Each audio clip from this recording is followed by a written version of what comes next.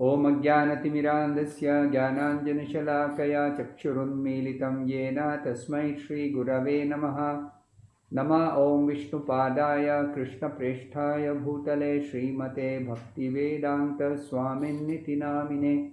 Namaste Saraswate Deve Gauravani Pracharine Nirvishesha Shunyavadi Paschatya Deshatarine. Jaya Shri Krishna Chaitanya Prabhu Nityananda Shri Advaita Gadadhara Srivasadi Gaura Bhakta Vrinda. Hare Krishna Krishna Krishna Hare Hare, Hare Rama Rama Rama Hare Hare.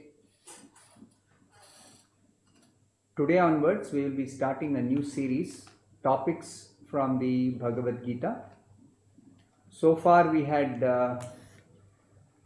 just seen the basic chapter summaries, but now we will go into some details. So the first topic is about the soul. This is the most important topic in the entire Vedic literature, and the Bhagavad-Gita best explains this subject matter of soul. So in the Bhagavad-Gita, the most important verse about the soul is the 13th verse of the second chapter. The verse is Dehinosmin yatha dehe kaumaram yauvanam jara tatha dehantara praptir dhiras tatrana muhyati.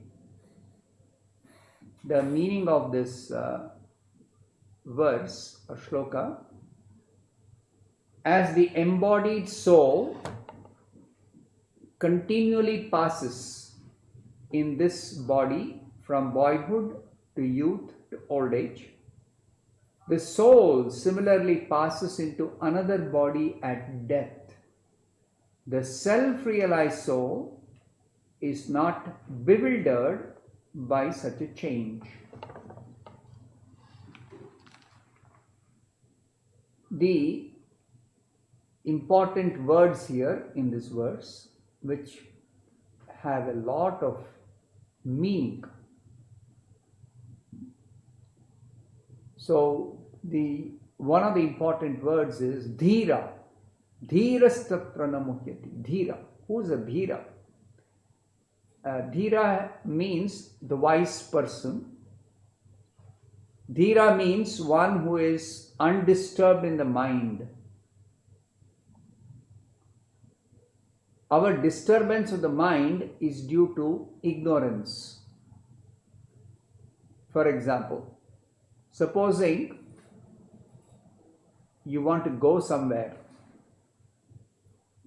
and it happened to Srila Prabhupada that when he first went to America, he landed in New York, and from New York he had to go to a smaller place, a smaller town away from New York by a bus. So he was to be dispatched to that small town called Butler by bus. So he went to the bus station, but because he was new, Prabhupada was new to America, he did not know so much about the systems there. Still, he was being helped by an agent of the host. Srila Prabhupada is telling, still I was very much disturbed condition. How to get onto the bus, how to take a ticket, etc. etc. So, disturbance of the mind is due to ignorance. Our mind in the material condition is always disturbed. This is explained in the Bhagavatam very nicely. Sada samudvigna dhyam asadgrahat. Why is it always disturbed? It is because of our unfavorable condition. We are actually spirit, but we have been put into material condition. So therefore, we all can experience or have got some experience. If we are in an unfavorable situation, we are very disturbed. Just like Prabhupada again gives another example, when he was traveling from India to America by a cargo ship. So when he was passing through the sea on the ship, although the ship most of the time is very safe, but sometimes there is a storm. So when there is a storm, then the ship starts tossing, and then the passengers on board the ship, they become very disturbed because that situation is foreign to the people on board the ship. Everyone is generally used to staying on the land, but in the ocean constantly there are waves, and sometimes due to storm the ship starts shaking very too much. So in that position, one becomes very disturbed in the mind. Because our natural condition is not to be in the ocean. Our natural condition is to be on the land. So on the land we are not disturbed like that, but on the ocean we become very disturbed. It is our unnatural condition. If we are not in an unnatural situation, then there is no question of disturbance. So,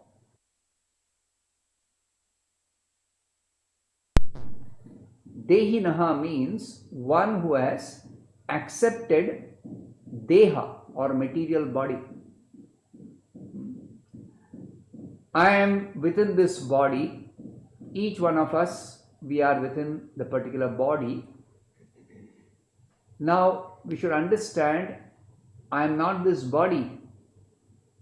Just like a gentleman, he is within his shirt and coat. Similarly, we should understand the actual person, the spirit soul, is within the body and the mind. Two coverings. We are actually spirit soul, but we are covered by two coverings. What are the two coverings? The inner covering is the covering of the mind, and the outer covering is the covering of the body, this gross body. This gross body, actually, to understand better why this is being explained, this gross body is made up of 5 elements: earth, water, fire, air and ether. And we can understand in this planet, which is called the earth planet, the earth element is very prominent. Even though the material body, the gross body, this body, external body, is made up of 5 elements, these 5 elements are like 5 ingredients for this body. To give an example, if there is a building, the building is basically made of earth, water and fire. How is that? People take some earth, clay, and they mix it with water, and then it is made into a shape of a brick, and that brick is put into fire. Then when the brick is nicely baked, it is strong, then it is removed from the fire and it is ready for being used to set into a big building. So basically the building is nothing but earth, water and fire. Similarly, our body is not just three elements, but earth, water, fire, air, and ether. Just like we are breathing air, so there is air within this body. Then there is the outer skin, which is earth. Then there is heat in the stomach, that's called the fire of digestion. So the fire element is there. If the heat is not sufficient or the fire is not proper, then we cannot digest the food we eat. So like this, the five elements is what this body is made of. But among all these five elements, the earth element is very prominent, especially for those living on the earth planet. But there are other planets, just like the sun planet. There, sun planet, the fire element is very prominent. So there, the bodies are made of fire. And there are aquatics in the ocean. So those aquatics, their body is mainly made of water. If those aquatics who are very comfortably, nicely situated in the ocean, if they are removed from the ocean and brought to the land, then immediately they will die. So they cannot live on the land as much as we cannot live in the water. So similarly, our situation should be as spirit soul. We should not be in this material atmosphere. So the material atmosphere is the foreign atmosphere. Now this material atmosphere itself, we to understand basically because of this body, the gross body made up of five material elements.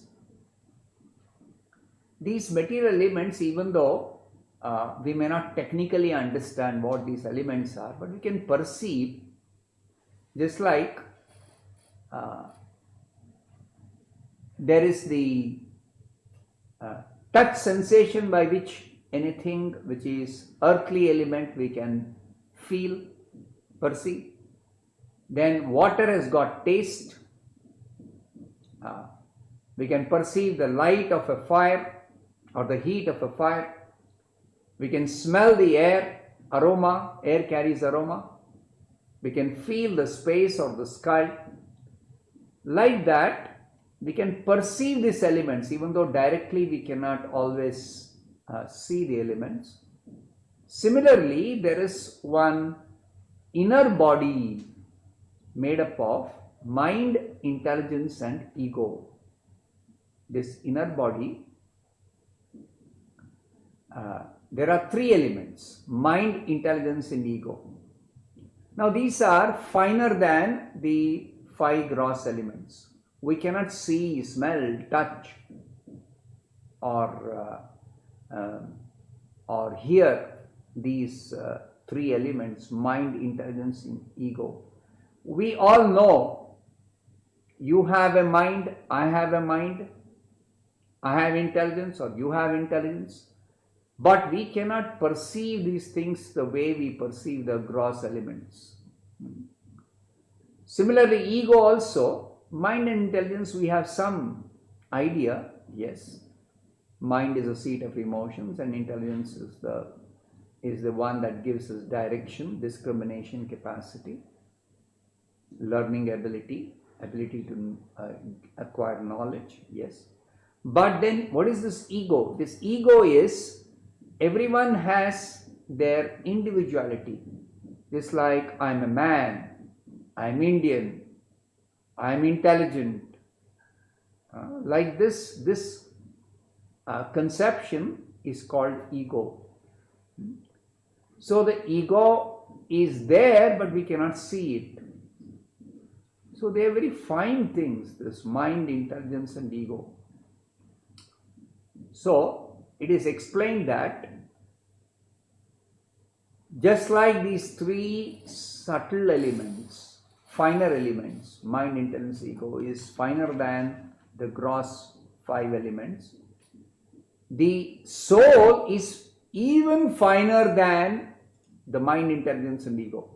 It is actually the finest. The soul is the finest.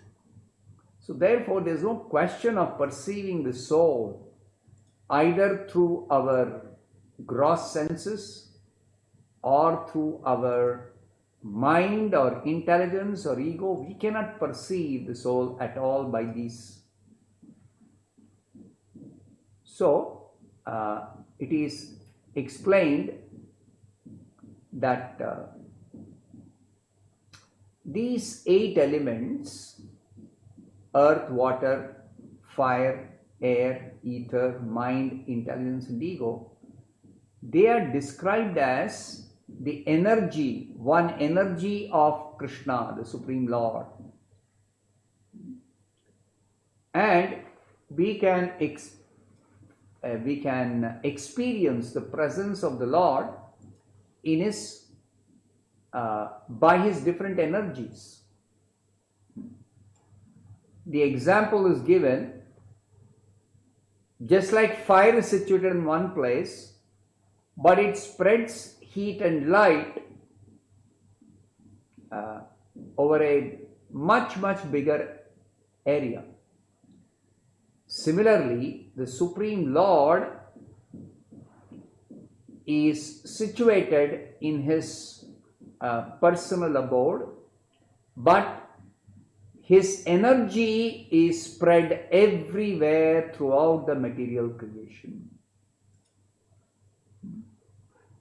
So the whole material creation is the energy of the Supreme Lord Krishna. So those who don't have this understanding that ultimately everything which is matter or material is simply a combination of the different elements of the material energy, they simply go by what they are able to perceive or what they are able to see or what they are able to experience in a gross way or even maybe subtle way, but they don't consider that inside this body there is a spirit soul. They have no vision to see the spirit soul, neither they are able to understand this, how this body is working. They have no clear conception. The scriptures say that actually what is moving this body? It is actually the real living force within the body that is moving this body. So long this living force, which is the soul, the spirit soul, is there in the body is working. As soon as the spirit soul leaves the body, we know what happens. The body is no more working body. It's a dead body. So this is the most important point. The difference between a living body and a dead body is that inside the living body there is a spirit soul, and without the spirit soul, the living body becomes a dead body. Now, for studying this gross body, there is the medical science. For studying the mind, they have some branch of learning called psychology or psychiatry. But there is no branch to study the science of the soul, which is actually moving the entire body and the mind itself. The soul is moving. So somebody is thinking, I am the mind, or somebody is thinking, I am the body. But actually they don't know we are neither the body nor the mind. We are something within the body and mind. We are actually the living force, the the life force or the living force, the spirit soul, that they are unable to understand. Now, this knowledge that we are spirit soul, each one of us, every living being, is being imparted in the Bhagavad-Gita by the Supreme Lord Krishna, who is the supreme authority. So he is telling Dehi nosmin yatha Dehi, Dehinam, Dehinaha. So Dehi means one who is the proprietor of the body, the soul. You are proprietor of your body. So to understand the difference between the body and its proprietor, very simple way we can understand that I say this is my finger. I don't say I finger. My finger, my face, my hand. Correct? So why do I say my hand or my face or my finger? It is because I am the possessor of this finger, this face, this hand, this body, my body. So very clearly there is a difference between I and mine. So everybody understands my body or my possessions or my parts of the body, but nobody thinks, when I say my body, who am that I? Who am I? That there is no knowledge, there is no inquiry, there is no understanding. Even people, so long in their body they are living, they are claiming this is my shirt, this is my house, this is my book, this is mine, so many mine. But when the person is dead, any more such claims are there? No more claims. So this human life is specially meant for understanding the I within.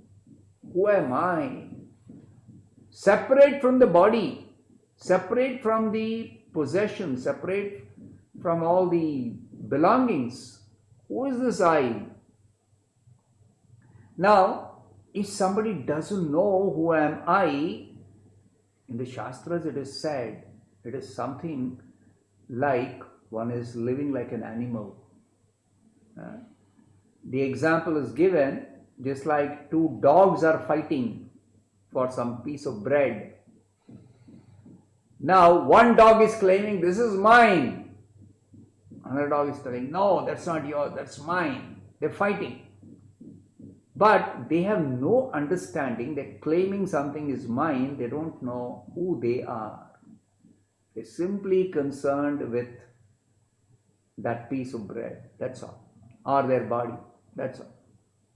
So human beings also, they claim this is my family, this is my community, or this is my nation, or my house, or my possessions. But nobody is thinking, who am that I who am claiming? So in the school, college, university, there is no branch of knowledge which is teaching this most important knowledge about who am I. So this Krishna consciousness movement started by Srila Prabhupada is specially meant for educating everyone about who is the I within the body. Everyone is engrossed with so many illusory things, but they have no knowledge of what is this I. So Krishna is giving this most important knowledge in the Bhagavad-Gita, that I is within the body and that I is the spirit soul, completely different from the body. Now, completely different from the body means there are two kinds of bodies. This is very important to understand. There is this body which we know as the body, yes, this gross body, external body. But there is also one internal body, one subtle body, that is the mind, intelligence and ego.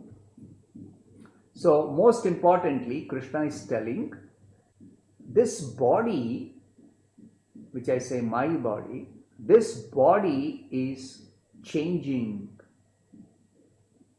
This body is changing.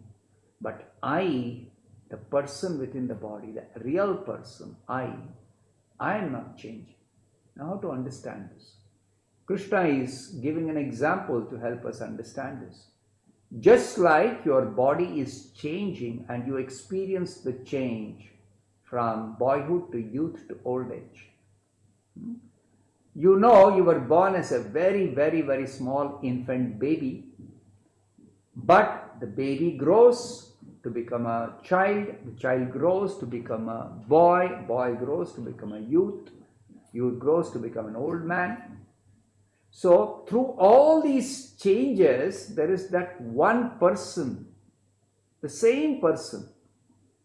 Just like I am an old person now, I know I was a small boy, I know I was a youth, now I am an old man.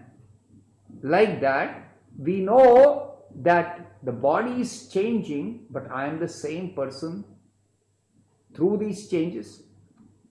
So just like a person is identified not by his dress, but apart from the dress, he is the person within the dress. Similarly, this body and mind also is like a dress. This body and mind is also like the dress. Just like this dress, if it becomes old and worn out, then you discard this dress and accept a new dress. Similarly, Krishna is telling, Dehantara. At the time of death, we quit this body, we give up this body, and we accept another body. We enter another body. So what is death? Death is also a change of body. Exactly like we are changing body from childhood to youth to old age, similarly we change body at the time of death. So accepting and understanding and accepting, I am not the body, I am spirit soul, different from the body, and it's only the body which is changing. I am not changing, I am the same person through the changes of the body, is the beginning of spiritual life, is the most fundamental knowledge to begin understanding spiritual science. So unless one is firmly convinced and has got a clear understanding, I'm not this body, I'm spirit soul, one cannot progress in spiritual life. It's not possible. So the first lesson in the Bhagavad-Gita is, I am not this body, I am the spirit soul within this body.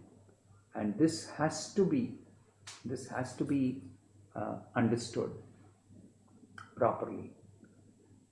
So within the body, the soul is experiencing all kinds of changes. All kinds of changes. Even the mind is changing.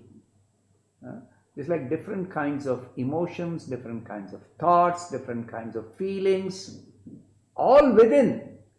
But you are the one who's experiencing. Just like you say, my mind is disturbed. My mind is filled with fear. My mind is very peaceful. So, you are the soul, the real person, experiencing the different states of the mind. You are experiencing different states of mind. You are experiencing the different conditions of the body. You experience even the outside atmosphere. In summer it's hot. In winter it is cold. In rainy season it is very wet and damp. So you are experiencing. You are the experiencer. You are not the very body or the mind. You are different from that. This basic understanding is very, very fundamental, and this is not just a matter of hearing or just knowing, but it's a matter of realization. Any questions are there? Yes. Okay, we'll take some questions.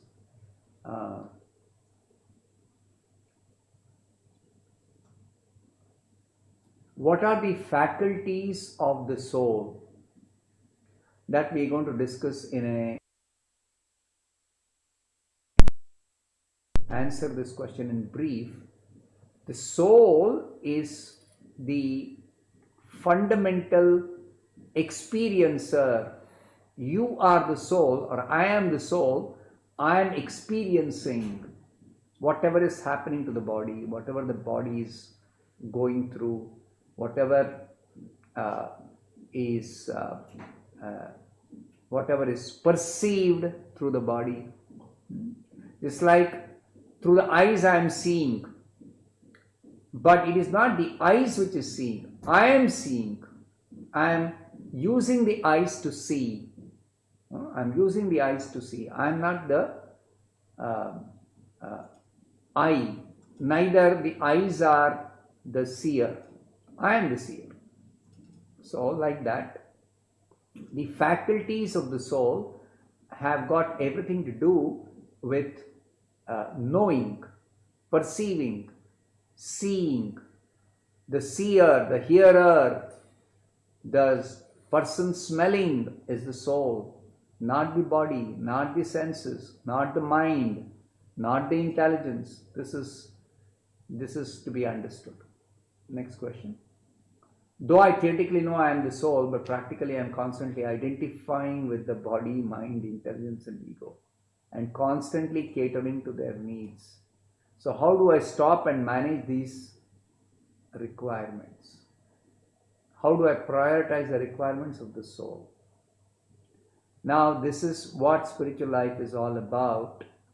One thing is to know I am not this body, I am spirit soul. And then how to realize my spiritual nature.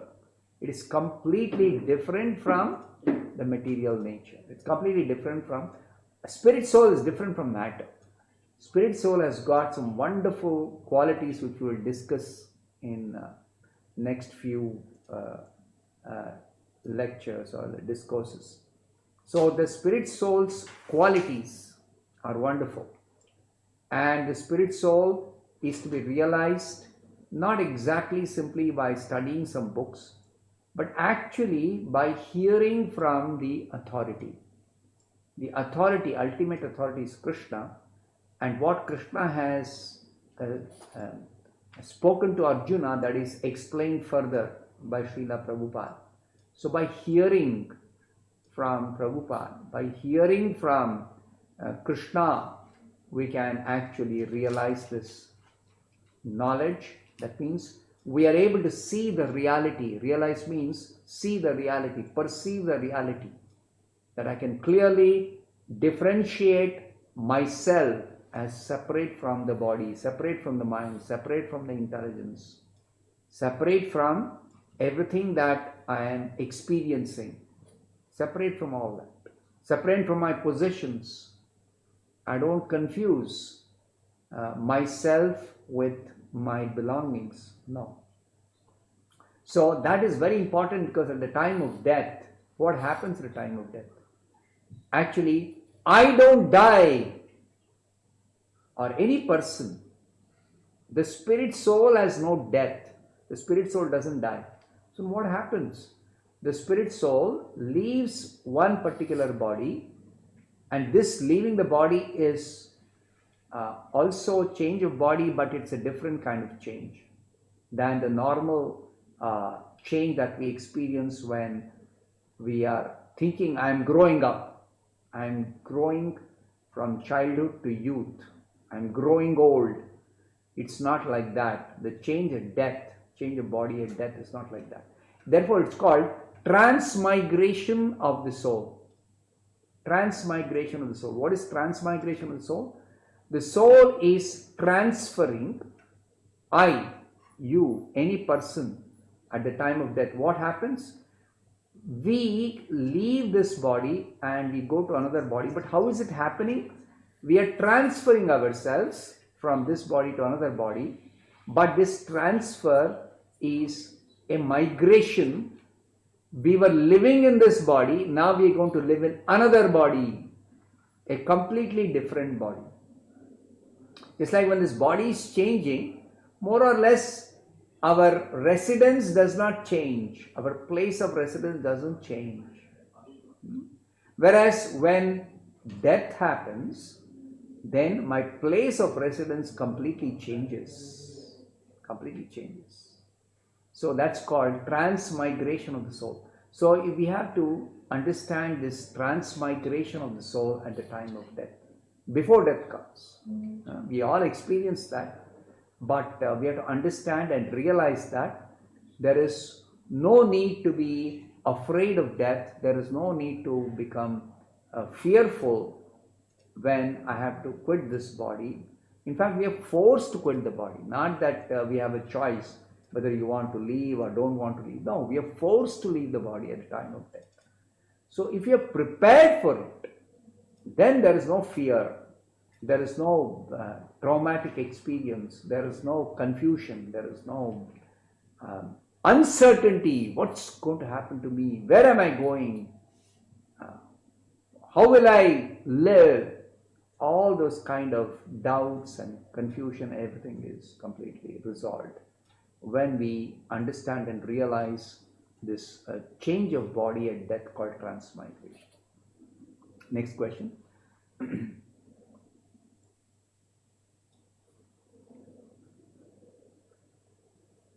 I am not this body but spirit soul in the beginning is the beginning lesson. How do you practically realize that I am the soul? That's exactly what we're going to discuss in the future. This thing, it is only possible by practicing spiritual life. Realization is only possible with spiritual life. Soul, is spiritual body is the real body of spirit soul. How to attain it? Yes, spiritual body is the real body. But how do we attain it? There's no question of attaining it. It's already, we are that spiritual body. Only this material body we have is separate from us. We have acquired this material body. But spiritual body, there's no question of acquiring. It is just that at the time of death or even before death comes, if we can realize ourselves, we can realize I am not the body, I am spirit soul. Then we become situated in our spiritual nature, in our spiritual, we live in our spiritual body. Even now, everyone is living in their spiritual body only, but they have wrongly identified, they've forgotten their spiritual form or their spiritual identity, and they're thinking only in terms of this material body. Everyone in this world who is in ignorance about the spirit soul, about the spiritual reality, they are identifying. Just like a child, to give a simple example, if a child is having a nice toy and is playing with the toy, the child becomes attached to the toy, and if the toy breaks, the child starts crying, as if something has happened to the child itself. But the parents know nothing has happened to the child. If the toy is broken, so what? I'll get you another toy. Don't worry. Don't cry. Nothing has happened to you. So, like that, one in knowledge is able to understand if something happens to the body, nothing has really happened to me. Something has happened to my body. So, this body is also described as a dress in the Bhagavad-Gita in a later verse, in the same chapter, second chapter. So, something happens to your dress, it may be an inconvenience for you, but you try to repair the dress and you continue to use it, or you discard this dress and accept a new dress. Same way, this body, as long as it is, it can be repaired if something happens to the body. That's why we go to a doctor to get some treatment if there is some disease or some injury or something. But if the spirit soul is inside, I am inside this body, then something can be done. But after the spirit soul leaves the body, there is nothing that is possible to be done even by any doctor or by anybody. So that's why we should realize our spiritual self, then we are situated properly in our spiritual body, our original spiritual body. which is not different from us. It is not different from us, unlike this material body. This material body is different from us. So there's no question of attaining a spiritual body. It is just question of realizing the spiritual body by not identifying wrongly with this body, with this material body. So the process of this realizing our spiritual form, our spiritual identity, our spiritual nature is the process of devotional service. So if somebody is engaged in devotional service, by practicing devotional service, by progressing in devotional service, our consciousness, that consciousness is our awareness of who we are. Right now awareness is I am this body or I am the mind. But that consciousness gets corrected of this misunderstanding that I am the body or I am the mind. That purification of consciousness, when it happens, then you know who you are, you know what is your identity, you know about your spiritual form, everything. Then everything is perfect. That can happen even before we quit the body. And if somebody is situated in the spiritual consciousness about understanding that they are the spiritual nature, they are spiritual form, then they don't again take birth. They don't have to enter another material body after quitting this body. And even before quitting the body, they are situated in their spiritual identity. That is the beauty of Krishna consciousness. So we'll discuss more in the next class. Now, tomorrow we are celebrating in our temple, ISKCON Bangalore temple, is celebrating Akshaya Tritiya. So there will be a special discourse on the occasion of Akshaya Tritiya. So we will not have this Bhagavad-Gita discourse. We will resume this discourse from day after tomorrow at the same time, 7:20 to 8 p.m. Thank you. Hare Krishna.